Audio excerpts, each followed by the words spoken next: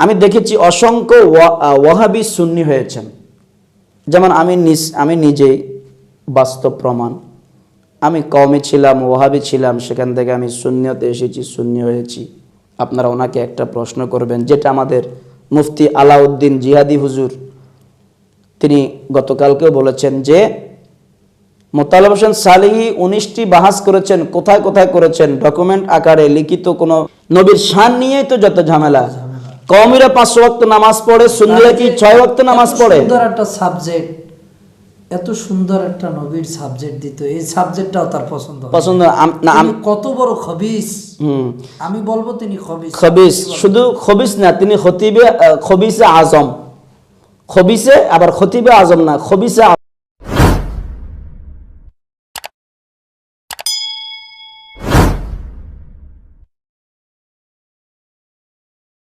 হ্যাঁ, আমি জানি এটা সোশ্যাল মিডিয়ায় প্রচুর পরিমাণ প্রচার হয়েছে। আমি বলবো যে এই লোকটি হতবাগা। কার মতো হতবাগা? ওই মুখতার সাখাফির মতো হতবাগা। ইমাম হুসাইন রাদিয়াল্লাহু তাআলা আনহুকে 61 হিজরিতে কারবালার ময়দানে যারা শহীদ করেছিল এজিদ বাহিনী, মুখতার সাখাফি কিন্তু ওই এজিদ বাহিনীর বিচার করেছিলেন। কিন্তু আহলে বায়াতের পক্ষে তিনি কাজ করেছিলেন। কিন্তু শেষ পর্যন্ত এই মুক্তার সাকাফির নসিবে কিন্তু কি হয়নি, ঈমান জুটেনি। তিনি নবী দাবি করেছেন, ঈমান নিয়ে কিন্তু মৃত্যুবরণ করতে পারেননি। এটা আসলে ঈমানি দৌলত, এটা একটা ঐশী নিয়ামত আল্লাহর পক্ষ থেকে। আমি দেখেছি অসংখ্য ওয়াহাবি সুন্নি হয়েছেন। যেমন আমি নিজেই বাস্তব প্রমাণ। আমি কওমি ছিলাম, ওয়াহাবি ছিলাম, সেখান থেকে আমি সুন্নিয়তে এসেছি, সুন্নি হয়েছি। এভাবে অনেক আলেম ওলামা আছেন যারা কওমি থেকে সুন্নিয়তে এসেছেন। তো হিন্দুকে মুসলিম হতে দেখেছি, খ্রিস্টানকে মুসলিম হতে দেখেছি, কোনো মুসলিমকে আমি সচরাচর হিন্দু হতে দেখিনি। কোন কওমি সুন্নি হতে দেখেছি, কিন্তু সুন্নি গিয়ে ওয়াহাবি হতে আমি দেখিনি। মোতালেব হোসেন সালেহী তিনি মিথ্যার আশ্রয় নিয়েছেন এবং তিনি ঈমান হারা হয়ে গেছেন। তিনি অর্থের কাছে বিক্রি হয়ে গেছেন এবং পদের কাছে তিনি হেরে গেছেন। মোতালেব হোসেন সালেহী তিনি বিভিন্ন মাহফিলে এখন বলে বেড়াচ্ছেন তিনি 19টি বাহাস করেছেন। চাপার জোরে, কিতাবের জোরে নয়, চাপার জোরে করেছেন। চাপার জোরে এই কওমিরা হেরে যেত ওনার চাপার জোরে। কওমিদের ন্যূনতম চাপার জোরেরও এলেম নাই, অর্থাৎ চাপার কাছে জিতার জন্য সেই এলেমটাও কওমিদের কাছে নাই। এইটা মোতালেব হোসেন সালেহী বুঝিয়েছে। মানে ওনার কথা দ্বারা এটাই প্রমাণ হয় যে উনি এতদিন চাপা মারছে, সেই চাপাটাও কওমিরা, অর্থাৎ কিতাবের কাছে তো কওমিরা পারবেই না, মোতালেব হোসেন সালেহীর চাপার কাছেও কওমিরা হেরে গিয়েছে।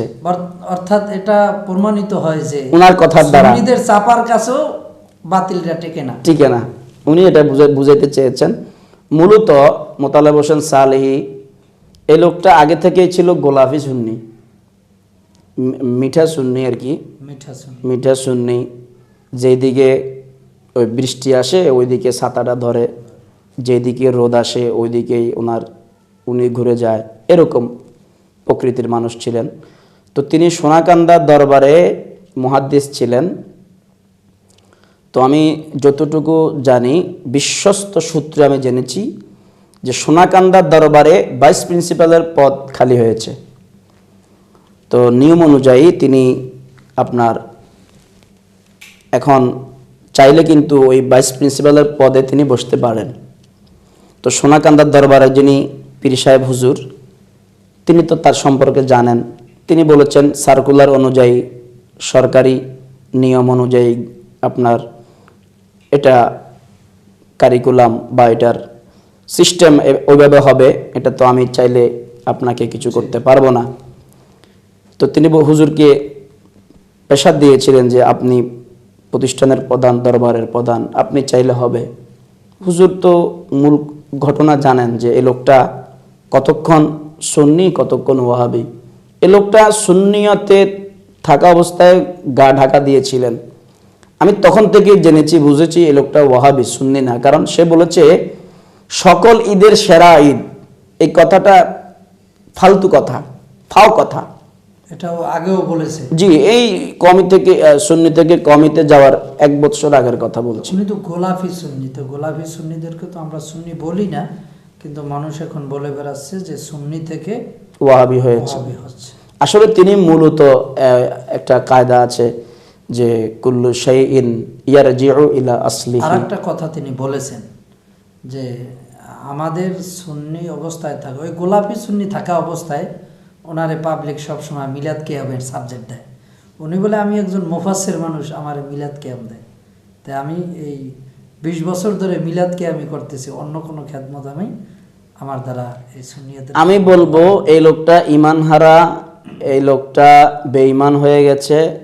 নবীর মোহাব্বত বিন্দু পরিমাণ তার অন্তরে এখন নাই। যদি থাকতো তাহলে সে আপনার জনসমুদ্রে এই কথাগুলো বলতে পারতো না। নবীর শানে মিলাদ কিয়াম করি আমরা আমাদের বাবার শানে না, নবীর শানে। দেখুন উনি কি আব্দুল হক মুহাদ্দিসে দেহলভীর থেকে বড় আলেম হয়ে গেছেন? না। আব্দুল হক মুহাদ্দিসে দেহলভী যিনি হাফিজুল হাদিস ছিলেন, তিনি বলছে আমি নামাজ পড়ে, রোজা রেখে, হজ করে, যাকাত দিয়ে, ঢিলা করে, মেসওয়াক করে এত শান্তি পাই না। আমি শান্তি পাই শুধু নবীর নামে দাঁড়িয়ে আমি সালাম করলে। তো এটা কি ফাও বিষয়? ফাও বিষয় না।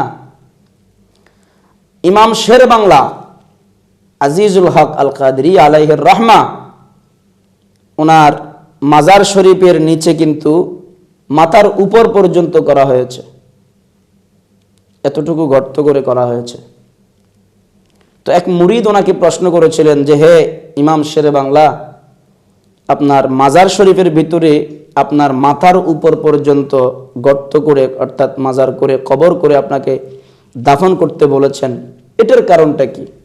আমরা জানি 3.5 হাত কবর, তো আপনার মাথার উপর পর্যন্ত গর্ত করার জন্য, কবরস্থ করার জন্য বলেছেন, কারণটা কি?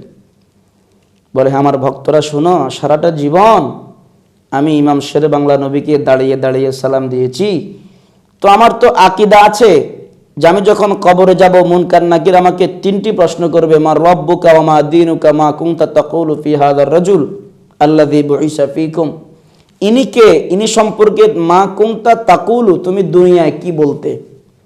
তখন নবী যখন আমার কবরে আসবে আমি কিভাবে বসে থাকব? আমি ইমাম শেরে বাংলা যেন দাঁড়িয়ে আমার নবীকে সালাম দিতে পারি, তোমরা আমার কবরটাকে সেভাবে করবা। তো ইমাম শেরে বাংলা আল কাদেরীর থেকেও কি মোতালেব হোসেন সালেহী বেশি হয়ে গেছেন? বেশি হবেন না, কখনো না। ইমাম শেরে বাংলা কে ছিলেন? ইমামে আহলুস সুন্নাত আল্লামা নুরুল ইসলাম হাশিমি রহমতুল্লাহ আলাইহির পীর মুর্শিদ ছিলেন এবং শ্বশুর ছিলেন, এবং নুরুল ইসলাম হাশিমি আলাইহির রহমার ছাত্র ছিলেন জামিয়া আহমদিয়া সুন্নি আলিয়ার যিনি ইন্তেকাল করেছেন আল্লামা উস্তাজ ওবায়দুল হক নয়মি আলাইহির রহমা। ওবায়দুল হক নয়মি হুজুরের নাম শুনলে বাতিলরা পালায়ন করত, যে ওবায়দুল হক নয়মি হুজুর এসেছে, এখানে যাওয়া যাবে না। তাহলে ওবায়দুল হক নয়মি হুজুরের ওস্তাদ হচ্ছেন নুরুল ইসলাম হাশিমি রহমতুল্লাহ আলাই, ওনার ওস্তাদ হচ্ছেন কে? ইমাম শেরে বাংলা আল কাদেরী রহমতুল্লাহ আলাই। ইমাম ছাত্রের ওস্তাদের ওস্তাদ বলছেন যে রসুল আমার কবরে আসবে, আমি যেন রসুলকে দেখে দাঁড়িয়ে সালাম দিতে পারি। তো সে জায়গায় ইমামে আহলুস সুন্নাত আল্লামা নুরুল ইসলাম হাশিমি রহমতুল্লাহ আলাইহির থেকেও কি মোতালেব হোসেন সালেহী বেশি হয়ে গেলেন? তো এই জন্য আমি বলবো আসলে উনি অন্ধকারে, কথায় আছে পিপিলিকার পাখা গজায় মরিবার তরে, এটাই আসলে বাস্তব। আচ্ছা আমি বলবো এআরপি মিডিয়া আপনার আজকের এই ব্যবস্থাপনায় আপনাকে সাক্ষী রেখে দর্শক শ্রোতা যারা আছেন, আপনারা ওনাকে যদি পান, মোতালেব হোসেন সালেহী সাহেবকে যদি পান, আপনারা ওনাকে একটা প্রশ্ন করবেন, যেটা আমাদের মুফতি আলাউদ্দিন জিহাদি হুজুর তিনি গতকালকেও বলেছেন যে মোতালেব হোসেন সালেহী 19টি বাহাস করেছেন, কোথায় কোথায় করেছেন, ডকুমেন্ট আকারে লিখিত কোনো প্রমাণ, ভিডিওর কোনো প্রমাণ যদি থাকে আমি 1 লক্ষ টাকা পুরস্কার দিব। এটা বলেছেন কে? মুফতি আলাউদ্দিন জিহাদি সাহেব, তিনি বলেছেন। তো আমিও ওনার এই কথাটা আপনার মিডিয়ার মাধ্যমে, দর্শক শ্রোতার মাধ্যমে আমি বলবো, আপনারা ওনাকে যেখানে পাবেন বলবেন যে হুজুর আপনি বা সালেহি সাহেব, আসলে ওনাকে আমি এখন সালেহি বলতে চাচ্ছি না, উনি এখন মোতালেব হোসেন ওয়াহাবি অথবা মোতালেব হোসেন গোলাফি। কারণ সালেহি তো একটা হক দরবার, সারসিনা দরবারের নেসারউদ্দিন আবু জাফর সালেহ মোহাম্মদ, আবু জাফর মোহাম্মদ সালেহ রহমতুল্লাহ আলাইহি, ওনার নামের নিসবতে সালেহি লাগানো হয়। তো যেহেতু সারসিনা দরবার শরীফটা সুন্নিয়তের দরবার, সেখানে রসুল পাকের তাজিম শেখানো হয়, সুন্নিয়তের আকীদাগুলো শেখানো হয়। তো তিনি যেহেতু এখন সুন্নিয়তের পথ ছেড়ে দিয়েছে, তিনি সালেহি বাদ দিয়ে ওনার নাম দিবে মোতালেব হোসেন গোলাফি অথবা মোতালেব হোসেন ওয়াহাবি অথবা মোতালেব হোসেন মুনাফিকি, যে কোনো একটা লাগাতে হবে। সালেহি লাগানোর অধিকার ওনার নাই। ওনাকে যেন প্রশ্ন করে যে আপনি 19টি বাহাস করেছেন কোথায়? আমাদের মুফতি আলাউদ্দিন জিহাদি সাহেব বলেছে আপনি যদি একটা বাহাসের প্রমাণ দেখাতে পারেন উনি আপনাকে 1 লক্ষ টাকা দিবে। আপনিও কি 1 লক্ষ টাকা দিবেন? আমার সেই তৌফিক নেই ভাই, আমি 1 লক্ষ টাকা দিতে পারবো। আপনিও চ্যালেঞ্জ করেন, আমিও আপনার সাথে যোগ করব। আমি আসলে যোগ করলে তো আপনাকে দিতে হবে 50,000, আমি দিব 50,000। দিলাম 1 লাখ টাকা। হ্যাঁ, আমিও আজকে ARP মিডিয়ার পক্ষ থেকে আমার ভাই শ্রদ্ধেয় মাওলানা আব্দুর রহমান আল কাদেরী সাহেবের মাধ্যমে, উনিও আমার সাথে একমত, আমরা 2 জন মিলে প্রয়োজনে ওনার চ্যালেঞ্জটা গ্রহণ করলাম। মুফতি মোতালেব হোসেন সালেহি সাহেব যদি প্রমাণ দিতে পারে যে তিনি 19টি বাহাস করেছেন, তাহলে একটা বাহাস যদি দেখাতে পারেন প্রমাণ সহ, আমাদের মুফতি আলাউদ্দিন জিহাদি সাহেব যেভাবে বলেছেন 1 লক্ষ টাকা দিবে, আমরা এই 2 জন মিলে আমরা ঘোষণা দিলাম আমরাও মোতালেব হোসেন সালেহিকে 1 লক্ষ টাকা পুরস্কার দিব ইনশাআল্লাহ। কোনো অনলাইনের বাহাস চলবে না, কোনো অনলাইনের বাহাস হবে না, সম্পূর্ণ অফলাইনের কি বাহাস দেখাতে হবে। এবং যেই বাহাসে প্রশাসন আছে, প্রশাসন আছে, লিখিত শর্ত সাপেক্ষ ছিল, শর্ত সাপেক্ষ এবং প্রশাসন থাকে, ওইটাকেই বাহাস বলা হয়। আসলে মূলত ব্যাপার হচ্ছে কি, তিনি বাহাস বাহাস শব্দটা উনি তো বাহাসে বলতে পারে না, আমি লক্ষ্য করেছি উনি বলে বহস। বহস, উনি কি বাহাস করলো? উনি বলে যে আমি বহস করছি, বহস বহস আলোচনা। হ্যাঁ, তো একটা আলেমের শব্দগত যদি এই সমস্যা হয়, তিনি বহস করছে। একটা বহস উনি বানান করবে কিভাবে আরবিতে? বহস শব্দটা হচ্ছে বাহাস। আচ্ছা যা হোক, এটা এতটা আমি ধরছি না, কিন্তু তিনি যে চাপা মারতেছেন, চাপার জোরে হারিয়েছেন কওমিদেরকে, আবার তাদের সেখানে গিয়ে চাপা মারতেছেন। তিনি 19টি বাহাস করেছেন। মিলাদ কিয়াম নিয়ে প্রশ্ন দিত, ভাই মিলাদ কিয়াম নিয়েই তো যত ঝামেলা, নবীর শান নিয়েই তো যত ঝামেলা। কওমিরা 5 ওয়াক্ত নামাজ পড়ে, সুন্নিরা কি 6 ওয়াক্ত নামাজ পড়ে? সুন্দর একটা সাবজেক্ট, এত সুন্দর একটা নবীর সাবজেক্ট দিত, এই সাবজেক্টটাও তার পছন্দ না। কত বড় খবিস, আমি বলবো তিনি খবিস। খবিস শুধু খবিস না, তিনি খতিবে খবিসে আজম, খবিসে আবার খতিবে আজম না, খবিসে আজম। আমি বলতে চাচ্ছি কওমি দেওবন্দীদের সঙ্গে আমাদের সাথে তফাৎ হচ্ছে নবীজির শান নিয়ে। তারা মিলাদ কিয়াম করে না, আমরা মিলাদ কিয়াম করি। না হয় দেওবন্দি কওমিরা কি নামাজ 6 ওয়াক্ত পড়ে? তারা 5 ওয়াক্ত পড়ে, আমরাও 5 ওয়াক্ত পড়ি। তারা 30 পারা কোরআন মানে, আমরাও 30 পারা কোরআন মানি।